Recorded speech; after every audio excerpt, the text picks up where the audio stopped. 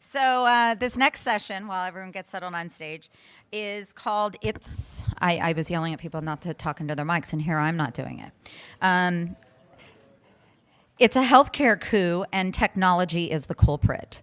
The concept was there are some profound technologies and practices being developed right now, and we're really excited to hear not only the challenges but the advice of experts that they are providing to new companies. So we've brought two incredible companies together that are doing amazing things, and also two individuals that are looked at for advice on a number of things, all the way from design to FDA approval. So, and I was fortunate to get Dr. Pierre Theodore to accept to moderate this session. Okay, how do I should have read this before. Van Auken, is that how it's pronounced? Van Auken? Okay, sorry. Van Auken, Endowed Chair, Associate Professor at UCSF Medical Center, which is my hometown, so I'm kind of excited about that. So his motto, if the wind will not serve, take to the oars. Have a great session. Thank you, Jill. Thank you very much for the introduction. And I want to just introduce myself for a little bit and my overall view of the space of digital health care and health informatics, perhaps more broadly speaking. And so I guess there's a saying sometimes that people won't remember exactly what you say, but they'll remember how you make them feel. And I'm assuming since it's lunch, you're going to feel satiated and nourished and full by the time we're done the session. So, I'm a cardiothoracic surgeon at UCSF Medical Center, so that means I spend the vast majority of my time taking care of lung cancer patients, esophageal cancer patients, working on the heart and the lung transplantation service. And that leaves relatively little time for device development. And so it might seem at first glance like a sort of an odd position to be so highly stimulated to look for digital tools to help to advance healthcare. But at the same time, and in fact, some people sometimes think, well, it must be because you're in San Francisco and you're exposed to a large number of tech giants. And those tech giants do certainly provide plenty of mentors and plenty of excellent thinkers to help guide and sort of shape our views of digital healthcare. But I would say that really the motivation comes from being in the operating theater day to day and seeing technologies that often one might even consider they're actually insufficient. We look around and we see certain technologies used by our own teenagers which are superior to those that we use to communicate in healthcare, and wonder why we can't bring to bear some of these superior technologies to the most important and most important domains that I can think of, which is maintaining and supporting human health. I like to think of a small anecdote. We created a company that created a web-based environment to allow physicians to collaborate in a multidisciplinary fashion so that multiple physicians could bear on the care of a single patient. I thought I was quite proud of myself in telling one of my patients who was 78 years old that we have a secure web-based environment where we're going to upload the content of the electronic medical record. Multiple physicians will be brought in to review your CT scans and your pathology reports. They will venture opinions about your care, and we will come to a common treatment plan. And I told her this with certain kind of a pride in my voice about what I had created, quote unquote, at UCSF. And at 78, she looked at me and she said, "You mean you don't already do that?" And the implication was that there's a certain expectation for our ability to collaborate. I think to some degree we may be letting our patients down. So, I think one of the key questions for me is to ask the following, is to consider what sorts of technologies do I, as a clinician, feel will have the most major impact in day-to-day practice. So what we've done is we have four, at least at UCSF under my sort of watch, if you will, we have four principal programs that we're trying to get off the ground. The first is as I mentioned, the collaborative framework for multidisciplinary care. The second is applying optical wearable head-mounted technologies in the operating theater. Probably the most evident example of that would be using the Google Glass in the operating theater, where we completed the first internal review board series of patients, which will be shortly in the academic literature. We have, in addition to this, begun to use wearable technologies for patients with early cognitive decline as a means of keeping them from requiring dependent care as they age. And the issue that to me is most dear to my heart is using low-cost networking technologies in the developing world to offset disparities among the globe's poorest patients. So I think some of the work that we see here that's obviously so advanced, bionics and many of the wearable technologies, at some point I would hope will diffuse throughout the world to offset, as I mentioned, many of these disparities. So with that as a backdrop, I am actually very delighted about the panel that's in front of you right now. And the reason is because they're very complementary. We're going to talk about the development process from the perspective of software engineering and considering user experience. We'll talk about a little bit from the hardware perspective and what it is to get hardware through FDA regulatory hurdles and the like. And that market division between what you might call sort of a consumer-facing project and projects that grow up within an academic medical center that are more going down the line towards enterprise applications and require more robust regulatory hurdles to come to adoption. And then we're going to talk a little bit about how companies actually fuse those prospects of software development, hardware development, in a manner that actually drives down healthcare costs, which in some ways I suppose is the holy grail for almost everything that we're talking about during the sessions over the last couple of days. And then finally, we can sum up by really maybe bringing this together as in terms of a portal that will allow for the patients themselves to discuss specifically with clinicians. You heard a little bit of this earlier with Dr. Storch. And we can talk a little bit about what can be lost when physicians communicate with patients in web-based environments, and that, if you will, high-tech and low-touch part ends up losing parts of the hospital, of the doctor-to-patient relationship. So to kind of get right to it, I just want to make a brief introduction to our panelists, and then I'd prefer that they tell us a little bit about what they do day in and day out and their general approach, and then we'll have some questions among them that will help to kind of direct the conversation. So directly to my left is Amy Cueva. Amy is at MadPow. Largely, Amy's corporation is devoted to refining user experience, doing sort of a comprehensive evaluation of how customers, patients will use software solutions, and I'm sure she'll go into significant more detail. Directly to her left is Jeff Goldberg. Jeff excuse me, is Jeff Goldberg. And Jeff is, Jeff, I'm sorry, tell me the name of your corporation again so I can. MDLIVE. Jeff is at MDLIVE. And what I'm so impressed about MDLIVE when I was reviewing some of the work earlier was that they've actually managed to do some implementation that really has shown some incredible economic benefits. So I'm looking forward to hearing a little bit more about the specific benefits that he showed in the past. And then to his left is Hector. Hector is going to tell us a little bit about, if you will, sort of from MDLIVE, a little bit about a higher tech and sort of a lower touch approach, which allows the physicians to, or the patients to directly communicate with physicians. And then finally, at the far left is Aidan Petrie. And Aidan is from Ximedica. Ximedica is a consulting firm largely that helps companies that are in the device space to navigate the regulatory hurdles. So with that said, let's turn a little bit to Amy. Amy, you have something for us today, and I'd like you to discuss a little bit about what you do in this space. Sure. Hi, everybody.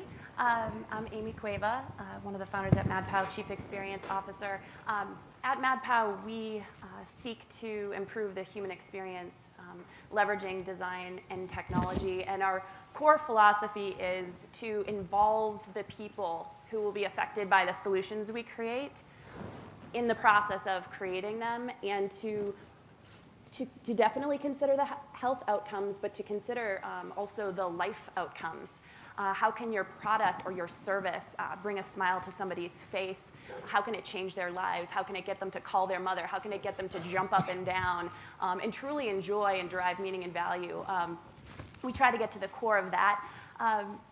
And you guys have been hearing, sitting is the new smoking, and it's about mood tracking and mood enhancement, and how do we connect all this together? So I'd like to do a little mood enhancement, if you'd allow me to do so. So I'm hoping we can all get up out of our seat, smile, raise our hands above our heads, stretch, kind of a seventh inning stretch, and shake the hand of the person next to you. Introduce yourself, first name only, and then you can kind of move from there. Nice to meet you. Nice to meet you. Pierre. Nice to meet you. Nice to meet you. Thank you. No problem. All right. We can do this whole thing standing if you guys want. No, I'm just kidding. That's me. Nice to meet you guys. All right. Jason, why don't we turn our attention to you for a second? We've talked a little bit about this before, that really IdeaLife has approached some of the really big ticket items in healthcare, and by that I mean congestive heart failure, diabetes, hypertension, with kind of comprehensive service, combining software and hardware solutions. Can you tell us a little bit about, number one, sort of just a general approach of your company, but I think beyond that, if you can talk about the sort of metrics that you use and you place out there to sort of demonstrate success. Yeah, no, pleasure. Thanks for having me on the panel. I think having this panel after the last, I think, and definitely Jill knows how to conduct the conversation and the discussion quite well, lay the foundation. I think one important thing that many people keep missing, and we still ask questions, what's going to happen in the future? What are the goals? How can we make all this stuff work? I think Leslie asked a number of good, tough questions in the last panel around cost. We have all this cool stuff. What do we do with it? Really, our approach to the space was leveraging information technologies in a new, innovative way, knowing that healthcare is moving out of the institutional setting. And a lot of these conversations are happening, a lot of things are going on in between the physician-patient visit, the calls that happen between case managers and clinicians with individual patients. A lot of things are happening outside of the institutional setting. How can we harness the power of all that data, the self-assembly of the personal health record, if you will, and further empower caregivers? From our perspective, it's many clinicians, physicians, nurses, case managers that are remotely monitoring or dealing with patients and health consumers, or family members looking after loved ones. How can we harness the power of that information and further empower the caregivers to deploy the right strategies around health management when someone is in congestive heart failure, diagnosed with diabetes, hypertension? And I think most importantly, around empowering the individual with the right information, education to take the next step and deal with their health strategy. So for us, it was about what we do at IdeaLife is we've delivered a technology platform around gathering all this information around from IdeaLife products as well as third-party products, leveraging that data, wirelessly communicating it remotely, and making it available to all individuals across the entire care continuum. Can you comment a little bit about using the family members themselves as sort of part of the caregiving process? We saw that really remarkable use case earlier where the patient ended up with some severe bradycardia with a heart rate in the 20s and was really rescued by these the devices in the house and the communication of the data. But I think many people are intrigued by the idea that family members themselves also participate in the healthcare, and I'd be curious how your system interfaces with, if you will, non-clinician caregivers. Yeah, and to take a step back from that, I think first and foremost, one of the, I founded the company really for selfish reasons, out of watching my parents deal with the struggles of my grandparents' growing conditions and issues. And although our family was maybe a little bit more geographically dispersed than most, I think most families today have that issue. And it was really designed with the hope around dealing with the caregiver's burden. And what do we do? How can we become more active participants with those patients, our loved ones, in dealing with those aging issues? For us, it really starts with that trusted relationship that the individual or the family has as the real patient advocate with the healthcare facility and institution.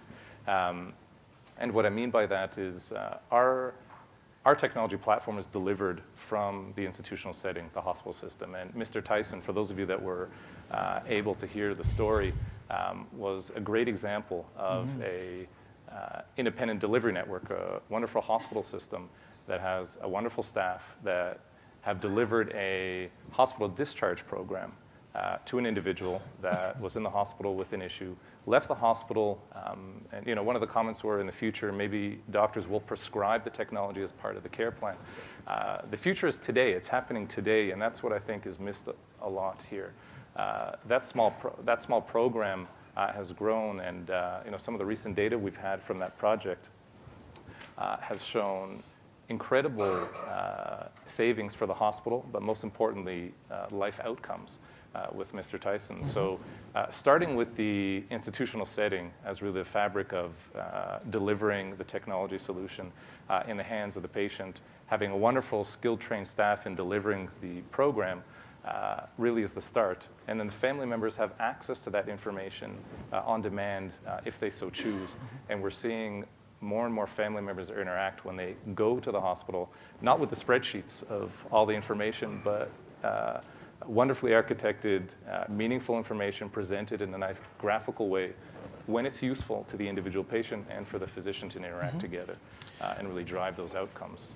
Chuck, you know, in some ways, similarly with MDLIVE, I suppose the ultimate example of involving the family members in the care of the patient is really, as was pointed out, I think one of the films of use case for MDLIVE is where the actual family member, in that case a mother or a parent, is actually contacting a doctor through a portal. And I was wondering if you could comment a little bit about the effectiveness of that sort of interaction and sort of what kind of data you've been able to accumulate that really shows that the kinds of interactions that you're having through these sort of telecommunication-like events are roughly similar to what the patient or the family would be likely to experience if they were to go to an actual hospital or see an actual physician. Absolutely, thanks, Pierre. You know, there's a doctor shortage upon us right now, and it's going to get only worse. Entering medical school is less desirable now than it has been for 2 decades, and those that are entering medical school are heading into specialty care, not heading into family practice. So there's a shortage, it's going to get worse. So for a mother with a child who needs access to an ear, nose, and throat physician or a pediatrician, sometimes these people are not readily available unless you go into an emergency room. And an emergency room is the most expensive place you can access health care currently in the United States. So telehealth becomes an interesting alternative to that same mother who can access a network potentially and find a dermatologist or a specialist. It's nearly impossible to get a same-day appointment with a dermatologist unless you have a friend who's a doctor in today's current status. So that mother can now go in and find that specialist, have an appointment guaranteed in 1 hour, and do that consultation privately from their home through video. It's fully secure, and have a great outcome, inclusive of a prescription if it's medically appropriate. So we have been in business for almost 8 years now, and have a mountain of evidence and testimonials that show that telehealth reduces costs and increases access. And do you have any worries about any liability issues per se when direct medical advice is being given via telecommunications platform without actually having physical contact with the patient? Does that ever raise an issue for you or your group? So, half of our company is like a very large physicians association. So we have 10 physicians on staff and over 3,000 in our network nationally. So of course we adhere to clinical guidelines very carefully and very meticulously. We're in a constant review of all of our clinical work. So there's always a concern, but I think what we have done pretty effectively is we have made the decision early on as to what telehealth is appropriate for and what it is not. Jason can't call us with abdominal pain and receive treatment. Our system and our physicians would not allow that and probably call 911 for Jason. But we communicate very effectively that the service is for low acuity symptoms, cold and flu, headache, migraine, headache, skin irritations, and things like that can be easily addressed and therein so doing alleviate some of the overcrowding in the emergency rooms. And the hospitals, many of whom are our clients, do not want that overcrowding. They don't want the people overly consuming the emergency room for low acuity conditions that can be resolved through telehealth in a safe and secure HIPAA compliant manner. Thank you. Aidan, maybe we can turn our attention to you for a moment here and sort of take a step back really and talk about the earlier stages in device development. And your company obviously has a tremendous amount of experience in helping early stage, and I would imagine along a whole array of stages, companies navigate this relatively complicated and changing landscape that is FDA regulation. And I was wondering if you could just comment just kind of broad strokes about the process as you see it, and then maybe particularly for those of us who are involved in earlier stage projects, think about what are some of the more common themes of pitfalls that you've run into with early stage companies, the way they visualize the space of regulation, when they get to that point where they're deciding is this going to be more of a consumer-facing, if you will, product for the healthy, or is this really going to be a medical device for ill patients? Sure. Well, Ximedica's role is very much to deburden somebody with a technology from the costs of having to do all of those steps. Essentially, we're a quality management system that you hire rather than build it yourself. So we see an awful lot of different technologies. And in the determination, the FDA has a very particular view of what a medical product is. So the first step that people get confused about is whether they are medical or they're not.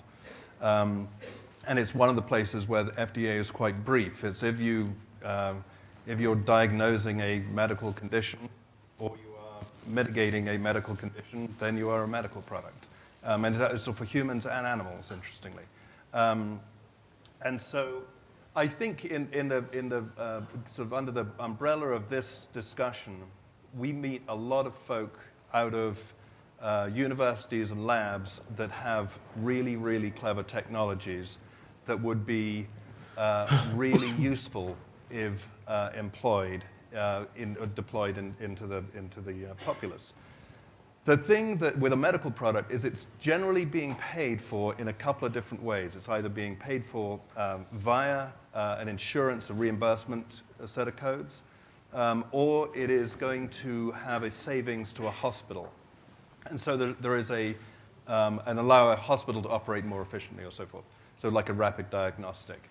And a lot of times that value proposition, it just being clinically useful and possible to do as an enabling technology and as a use, isn't really enough for a medical device. It has to have a value, and hospitals are super burdened. Insurance companies are looking for ways to cut costs.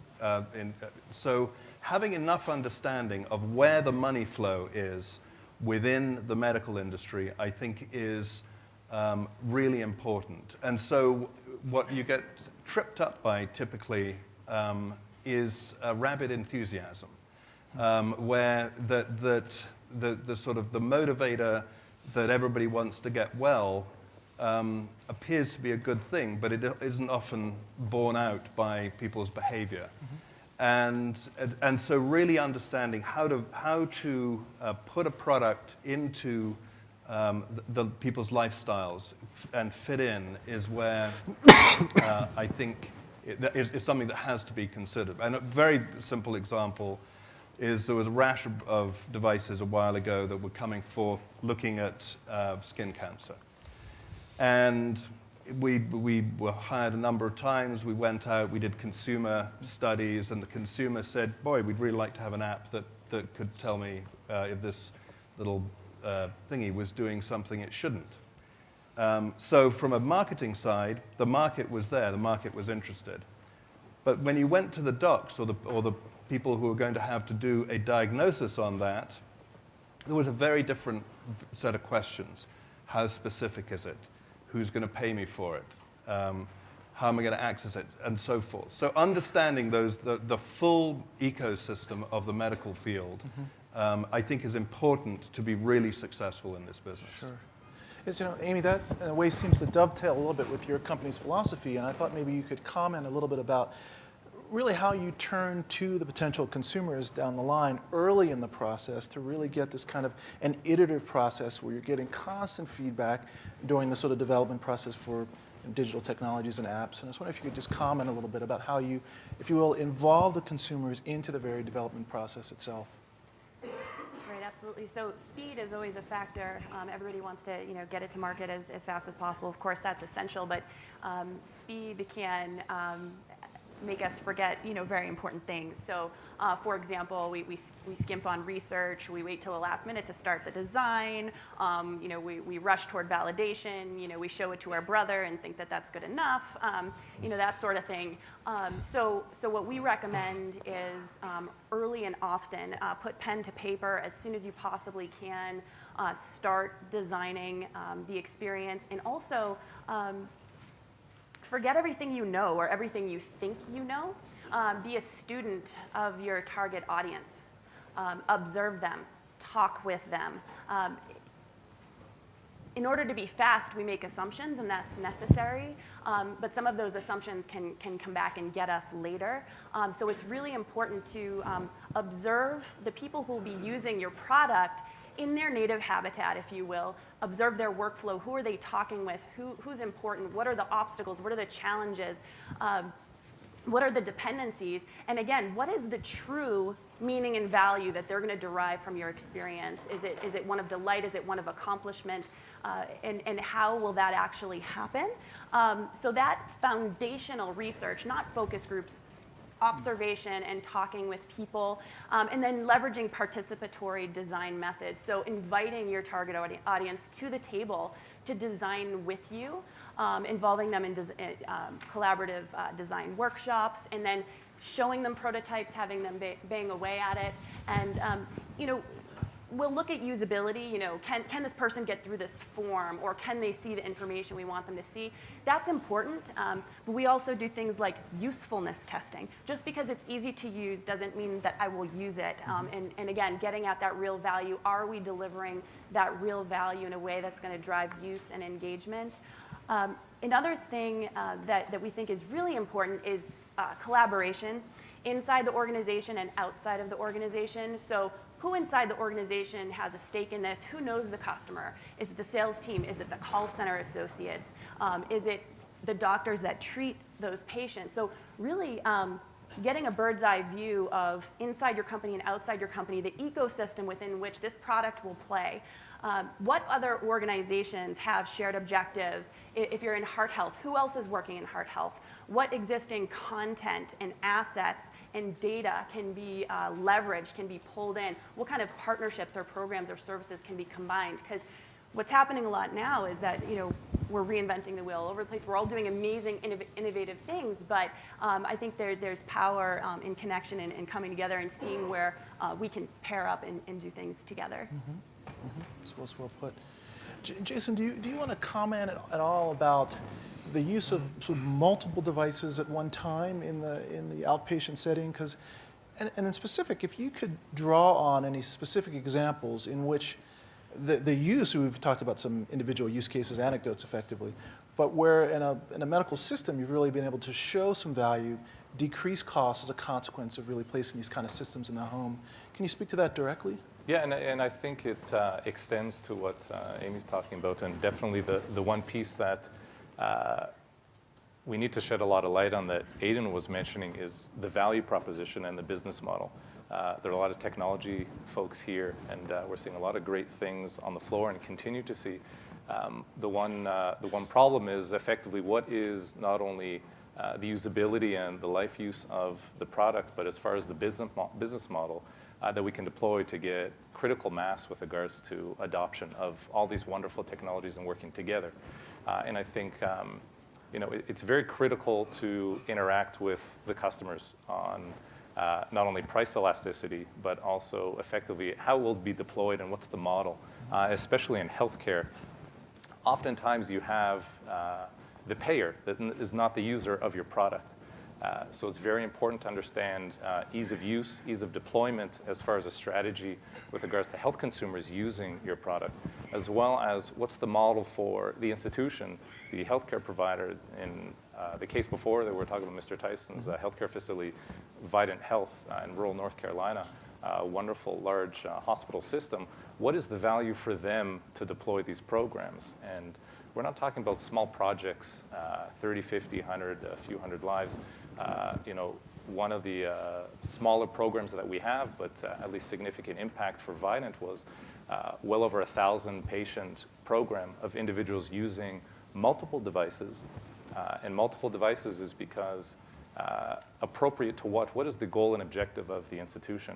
It's to, in the case of Vidant Healthcare, who effectively is the customer, it was for them to better manage their costs with regards to penalties coming down the pike for patient readmissions, and looking at very specifically what types of patients, those that are high frequency users of the hospital and coming back, revolving door issues, people with congestive heart failure, that oftentimes need to be monitored for their weight, sometimes oxygen saturation, definitely blood pressure and heart rate. So it really starts with what is the goal and objective for the healthcare facility or organization provider. What are their goals and objectives? And they're often looking to deliver a comprehensive solution with a partner that'll help them get there and scale the program.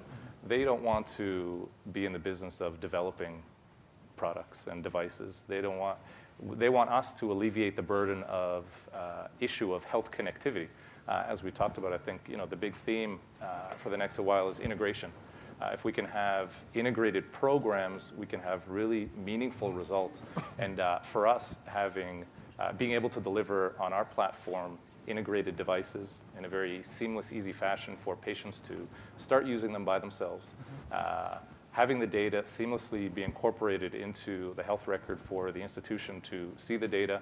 Most importantly, having the clinical productivity suite for the nurses and case managers to use that real-time health information in a very meaningful way and to deploy a strategy where for Vidant they've saved almost $5 million in a span of a few months with patients just using the products on the program for a short period of time.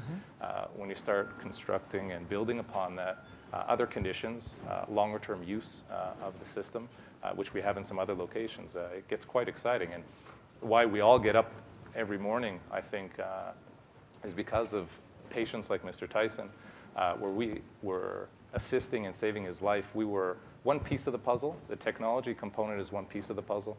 I think really what is wrapped around as far as the clinical service is a very important part that the hospital staff delivers as well, or third parties. We've integrated with MDLIVE because, I mean, you have an opportunity now to alleviate the staff burden with regards to overcrowding through a wonderful physician network where it's really for us about healthcare on demand, where I would like to be in touch with a group, but we can empower MDLIVE to remotely be exposed to the data that they need to make the right decisions for individuals. So, Chuck, speaking of sort of physicians on demand, how do patients typically respond to a physician they've really never built a relationship with, and they find themselves with a clinical problem of some sort? And most, I think, patients at some level do some kind of study, or they look for a referral. They do something to try to have some sense of knowledge about the doctor they're going to encounter. What are your thoughts about basically having really no choice, if you will, as to what physician you'll encounter coming through a portal such as MDLIVE? Yeah, Pierre, when we think of our business, adoption 3 years ago was very low.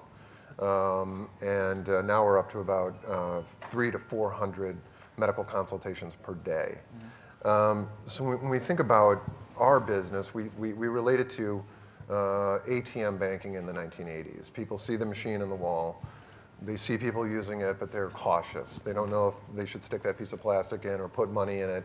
And now we know where we are today. From the exhibit hall downstairs 1 hour ago, I transferred money into my college-age son's bank account using a third-party mobile app that was just released 6 months ago. So we think about where ATM banking has gone and where financial services are now. We believe that telehealth will become as ubiquitous a part of your healthcare paradigm as having a physical or taking Anacin when you have a headache. It'll just be automatic. I agree so much with what both Amy and Aidan said. So much about the evolution of this product is the change management of the physicians. Physicians 3 years ago would say, no, I don't think I can diagnose a UTI over the phone. And now with academic opinion from so many of our partners like UPMC and Harvard, we're able to say, with complete confidence that we have the protocols to help those patients and to communicate with them along the way that this is safe and secure. And if there's any question that you should have face-to-face services, we'll make that referral happen right away.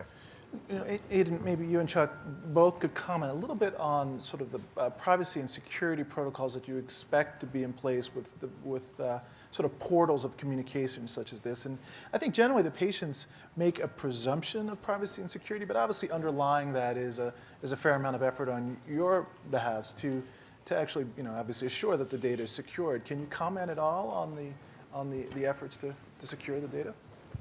Well, most of our work regarding privacy is through the development process. So in that we have to go out and we have to run trials and we have to do validations and we do endless research on particular devices, most of our privacy is through that development process. Now, within on the software side, there are endless walls that are being put up in order to have some level of control of privacy, but a lot of the devices that we do that are wirelessly enabled are closed loop. So they're not talking specifically. We have a little device that controls your bladder. It could do it quite easily through your smartphone, but instead there is a separate fob that you essentially turn your bladder on and off with, which is quite handy. But that's a closed loop system. So it is only speaking in its own protocol between those two devices. And that's mostly on the medical side, how they're dealing with privacy. That will change, I think, as it goes forward. This is where you mentioned the FDA changing. Mm-hmm. The FDA is motoring forward and understanding what these lines and limits should be. Mm-hmm. You know, while you're, to go a little bit deeper there, is what are your thoughts about the early stage companies partnering relatively early with academic medical centers? Do you think that there's significant value in basically finding sort of like-minded academic partners, or do you think it's perhaps, if you will, takes them down into the direction of being a device development, a more complicated regulatory pathway as they partner with an academic center? Well, we work with a bunch of different academic centers. And I think at the end of the day, if there is the spark of a good idea, taking that sort of fail-fast idea, before you go out and develop a medical product, you should find out whether it has some value. And there are very good methods to do that are tried and tested. And I think the industry has changed significantly over the last few years, where the ability to come up with an idea, test a technology out of MIT or Harvard or wherever the local schools are, and or partners, which is close to us in Boston. But to test it, validate it, build a business case, look at the reimbursement structure, understand the IP landscape. There's a whole bunch of things that one can assess before you get into what is the big money of developing the technology. You've got to know that there's a there sure. First. Sure. So we have a few moments that are left over for questions. If there are any questions at all, I think it's an opportunity to speak to four experts really about the development process, and we'd be certainly happy to field any questions that might come from the audience.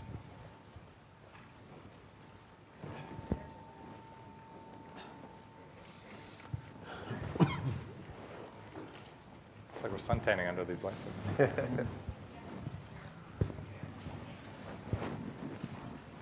David Wilcox, Reach Scale. At the mHealth Summit, the technology leader for Intel gave a keynote speech. He had not attended the previous summit because he almost died. And oddly enough, after surviving that kind of thing, you would not expect him to have said the following thing. He said he was dedicated to eliminating the need for physical hospitals.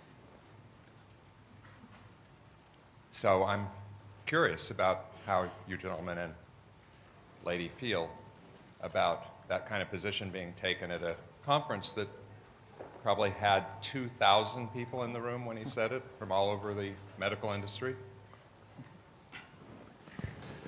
Well, many of our clients are hospital healthcare organizations, and one of the common things that they're saying nowadays is they want more clicks and fewer bricks. Most of the hospitals do not want to break ground on new construction and start building new facilities. They want greater efficiency. They want to use technology to reach more people outside of the four walls and to bring healthcare into the home. So I think Jason's company and our company empower that. We augment home care, device integration, and the ability to understand one's biometric measures, whether you're chronically ill or whether you're hypertensive, is very valuable. But certainly, there's a lot to be said about having quick access to care. We're not for people who are in crisis, but we had somebody, a patient who was heading to Newark to get on an international flight to Europe, believed he had angina. He had had angina in the past.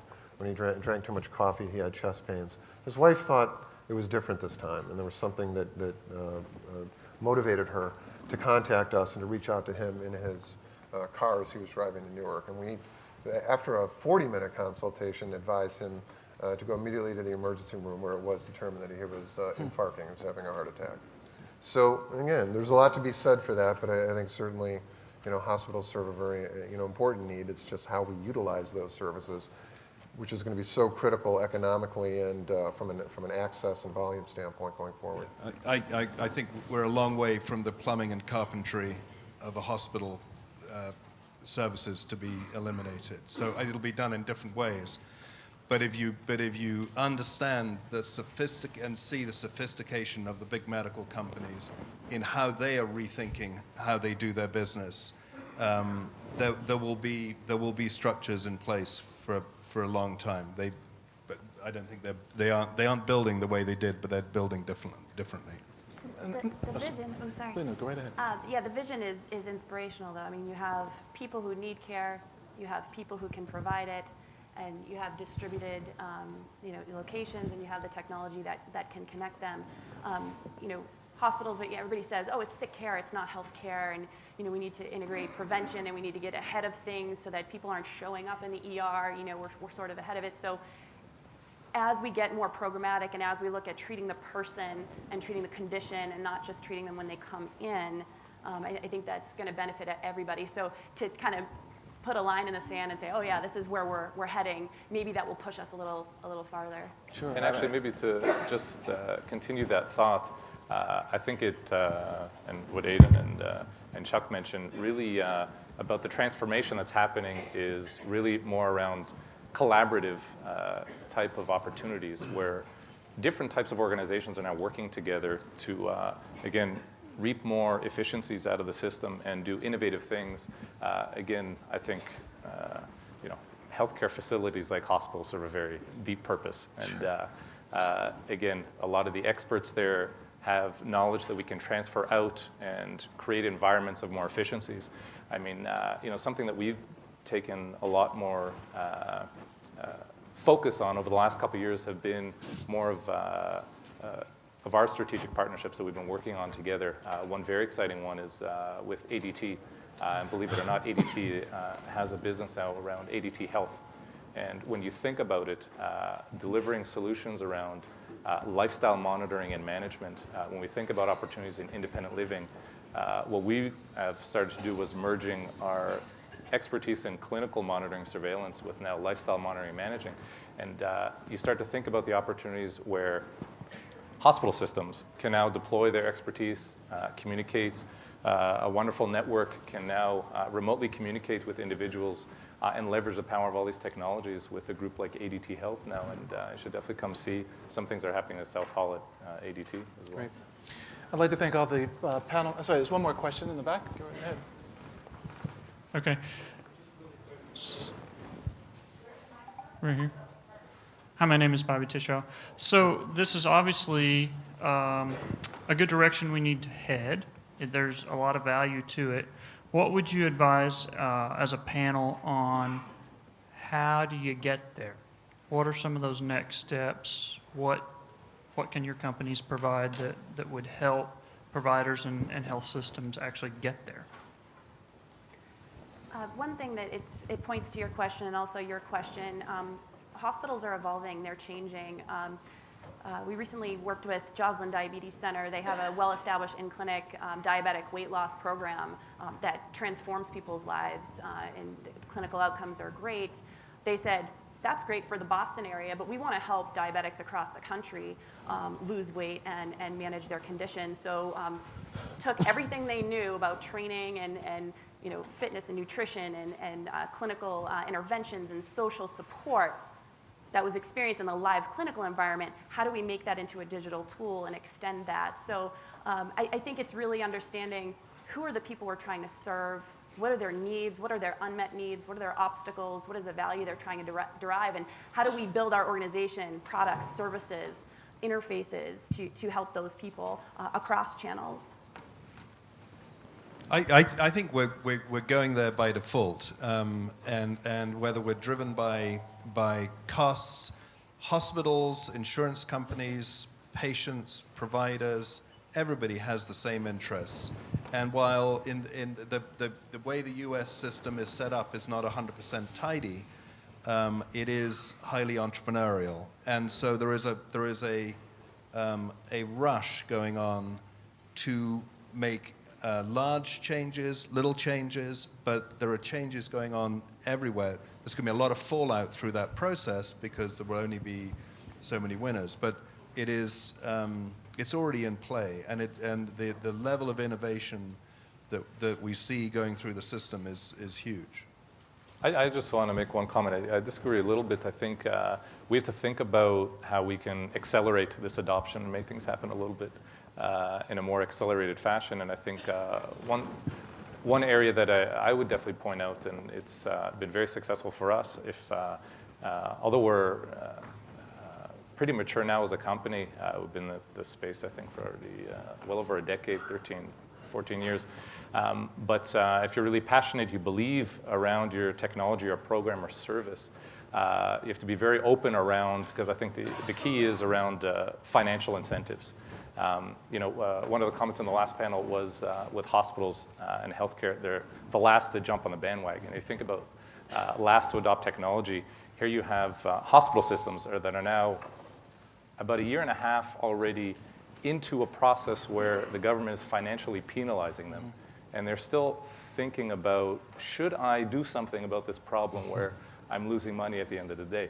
I think that you have to be very open, and if you're passionate about being able to deliver a service and working with your end customers around the business models, think about innovative approaches to the financial model as far as risk sharing, and being open to being wrong when you first think as around your hypothesis as far as what the economic model might be, and working as a guide and partner with the institution as you ask the question.